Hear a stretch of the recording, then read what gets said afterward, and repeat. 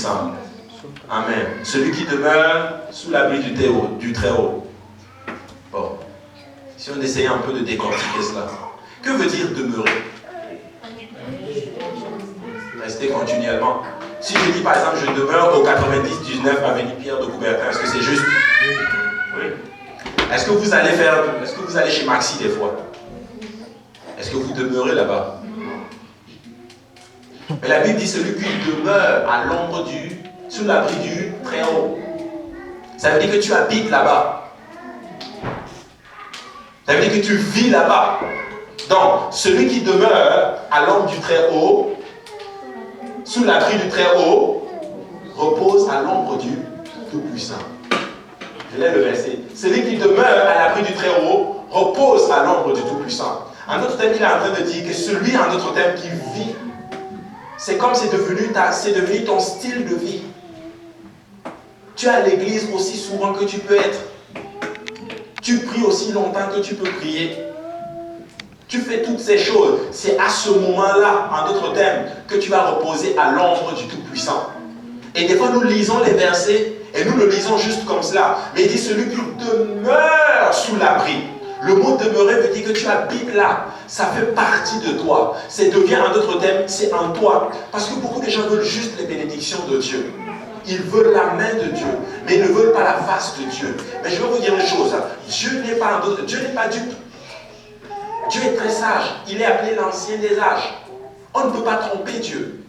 Si tu veux avoir la grâce de Dieu, la bénédiction de Dieu, et toutes ces choses, tu dois demeurer, en d'autres termes, sous son abri.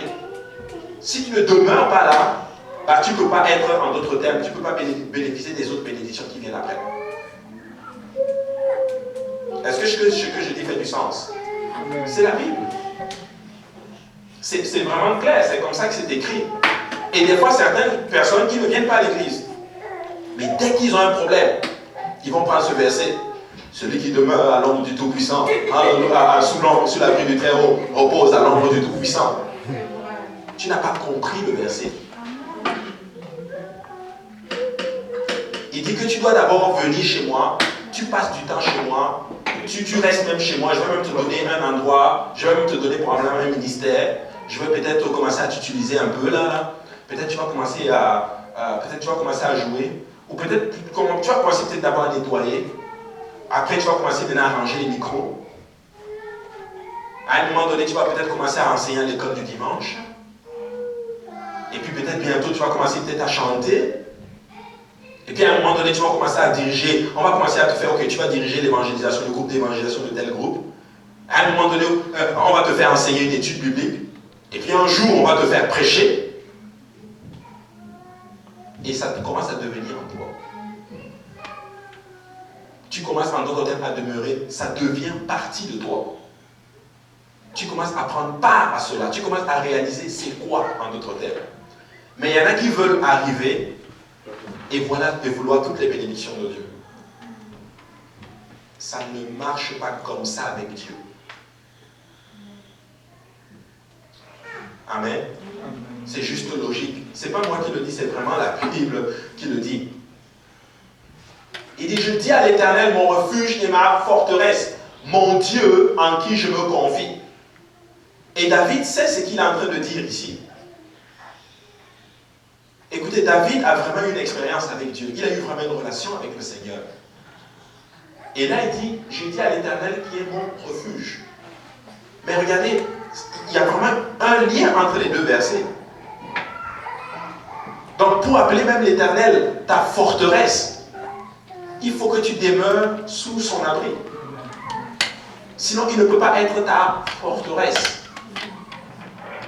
Amen. Je suis en train d'expliquer les conditions, comment nous pouvons bénéficier de bénédictions du Seigneur. Regardez le psaume 55, verset 23. La Bible dit ceci. Remets ton sort à l'Éternel et il te soutiendra. Il ne laissera jamais chanceler le juste. Remets ton sort à l'Éternel et il te soutiendra. Qu'est-ce que ça veut dire, remettre? Abandonner. Il dit, c'est comme si ça c'est ton sort, tu prends et tu le remets à Dieu. tu lui donnes. Je suis en train de vous donner en fait les clés, en d'autres termes, pour bénéficier des faveurs de Dieu dans vos vies. De telle sorte que quand vous allez poursuivre vos ennemis, vous allez les atteindre. Quand je dis de poursuivre les ennemis, on va voir les conditions, comment nous poursuivons nos ennemis, en d'autres termes, dans le Nouveau Testament. Amen. Il dit, remets ton sort. Est-ce que vous savez ce que ça veut dire? Ça veut dire que arrête de te plaindre. David sait pourquoi il donne ce verset. Pourquoi David, à un moment donné, il dit remets, c'est le même David qui dit remets ton sort, non? Parce qu'à un moment donné, quand il arrive à Ziklag, il a commencé à se plaindre. Il a commencé à pleurer. Et quand les gens ont commencé à d'autres thèmes à le rejeter, d'être parfait, je vais m'appuyer sur mon Dieu. Je vais me concentrer sur Dieu. Je vais m'appuyer sur l'Éternel des armées, parce que lui, il est infaillible. Dieu est vraiment solide, mes frères et sœurs. Quand tu es fondé sur Dieu, peu importe les obstacles qui vont arriver, peu importe l'ennemi qui va arriver, laisse-moi te dire que tu vas tenir ferme, et tu vas tenir ferme dans le Seigneur, et tu seras comme un baobab. Peu importe, alléluia, peu importe les doctrines qui vont venir, tu es signé dans la doctrine apostolique. Peu importe le temps qui va se lever, tu vas tenir ferme dans le Seigneur. Pourquoi? Parce que tu as appris à t'appuyer sur l'Éternel des armées. Peu importe qui va arriver, peu importe. Écoutez, Ésaïe dit ceci, quand l'ennemi viendra comme un fleuve, l'Esprit de l'Éternel le mettra en fuite. Ou je dirais, quand l'ennemi viendra, virgule, comme un fleuve, l'Esprit de l'Éternel le mettra en fuite. Écoutez, je vais vous dire une chose. Appuie-toi sur l'Éternel. Arrêtez, ne te plains pas. Mais confie-toi en l'Éternel. Arrête de pleurer. Appuie-toi sur Dieu. Remettre son sort veut dire aller devant Dieu tout simplement et dire, voici la situation, Seigneur. Je n'y arriverai jamais sans toi. J'ai besoin de ton aide, Seigneur. Il faut que tu me touches. Il faut que tu trouves une solution à ce problème. Et je ne fais pas porter ce problème aux autres. Je me concentre sur l'Éternel et je m'encourage tout seul. Vous avez quelqu'un qui est capable de s'encourager tout seul, et inébranlable. Inébranlable. Peu importe le ridicule du monde, peu importe tous les mauvais coups qu'on peut faire contre toi, peu importe les esprits mauvais, diaboliques et toutes les combinaisons occultes qui vont venir avec contre toi, parce que tu sais t'appuyer sur l'Éternel. Tu as compris juste une chose, que dès qu'il y a un problème, mon premier recours c'est Dieu. Et David a compris cela après avoir pleuré, jusqu'à ce qu'il n'ait plus de force pour pleurer. Et il n'a même pas encore compris cela. Dieu va permettre. Je ne dis pas que c'est moi qui fais tourner mon film. Je pense que c'est peut-être le Seigneur qui a peut-être excité ces gens. Prenez même des pierres pour le lapider. Vous savez quoi? Dieu s'est arrivé à ses fins. Prenez même des pierres pour le lapider, comme ça il va comprendre qu'il n'y a que moi. Je vais vous dire une chose. Le même David a dit ceci. Lorsque les fondements sont ébranlés, que ferait le juste? Parce qu'il a compris. Il est arrivé à une situation dans sa vie où tout l'a lâché. J'ai dit tout l'a lâché. Tout le monde l'a lâché. David s'est retrouvé seul. Je vais vous dire une chose. Toi et Dieu, ça fait la majorité. Tout ce dont tu as besoin, c'est d'avoir Dieu avec toi. Si tu es dans un ministère quelconque et que tu te ressens seul, appuie-toi sur l'Éternel. Si tu fais quelque chose que tu faisais et qu'à un moment donné tu n'as plus le soutien que tu avais, laisse-moi te dire, confie-toi en l'Éternel. Continue à faire ce que tu fais. N'arrête pas. Amen. Confie-toi en l'Éternel, n'arrête pas. Regardez ce qui se passe. David combat, et j'ai bientôt fini. Et David se mit en marche, lui et les 600 hommes qui étaient avec lui. Ils arrivèrent au torrent de Bésor, où s'arrêtèrent ceux qui restaient en arrière. David continua la poursuite avec 400 hommes. C'est bizarre, non? Il est parti avec 600. Ils arrivent à un endroit, il y en a 200 qui restent. Il continue avec 400. Mais regardez ce qui se passe, la Bible dit. David continua la poursuite avec 400 hommes. 200 hommes s'arrêtèrent, trop fatigués pour passer le torrent de Bésor. 200 étaient épuisés. Écoutez, vous avez perdu vos familles. Vos familles sont prises captives. Et tu es fatigué. Tu es en train d'aller les récupérer. Et tu es épuisé. Je vais vous dire une chose. On ne doit pas être épuisé de prier pour les membres de nos familles.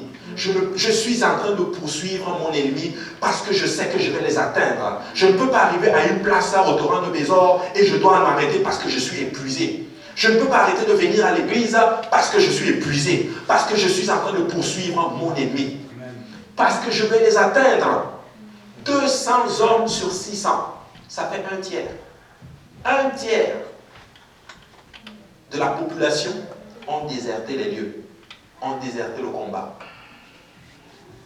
On est fatigué pour aller combattre. On est fatigué pour prier. On est fatigué pour aller évangéliser. On est fatigué pour aller faire toutes ces choses. On est fatigué même pour prier. Peut-être même on commence à prier pour une âme aujourd'hui, 2 âmes, 3 âmes. Après, une semaine plus tard, on ne prie même plus pour la personne. On est fatigué. Est-ce que ce que je dis est vrai? Oui. 200 hommes, un tiers. Ça, c'est une statistique très triste. Amen. Très, très, très triste. Je l'ai une fois enseigné, je l'avais dit. Moi, je trouve ça vraiment bizarre. Moi, je ne peux pas comprendre que quand on dit chilling, il y a au moins 100 personnes. Mais quand on dit réunion de prière, on n'est pas nombreux. Est-ce que ce que je dis est vrai? C'est vrai. Pourquoi? Parce que le même esprit dont Paul est en train de parler à Timothée, ayant plutôt, je pense que c'est 1 Timothée 4. Je ne me rappelle plus du verset. Aimant le plaisir plus que Dieu. Ce n'est pas seulement pour les gens du monde, mais ça peut être aussi dans l'église. Ils aiment le plaisir, les émotions. J'avais une image. Frère Achille, je ne sais pas si tu as mon image avec les... Vous allez lire ça, vous allez trouver ça assez... J'ai vu ça, ça m'a beaucoup frappé. Je me suis dit, il faut que je vous montre ça. Est-ce que vous voyez? Est-ce que vous arrivez à lire? Oui. C'est marqué, tu fais quoi dans la vie? Vous avez vu la réponse? Elle dit rien. Elle dit, je poursuis des émotions. Je trébuche dans des regards et je collectionne des cicatrices.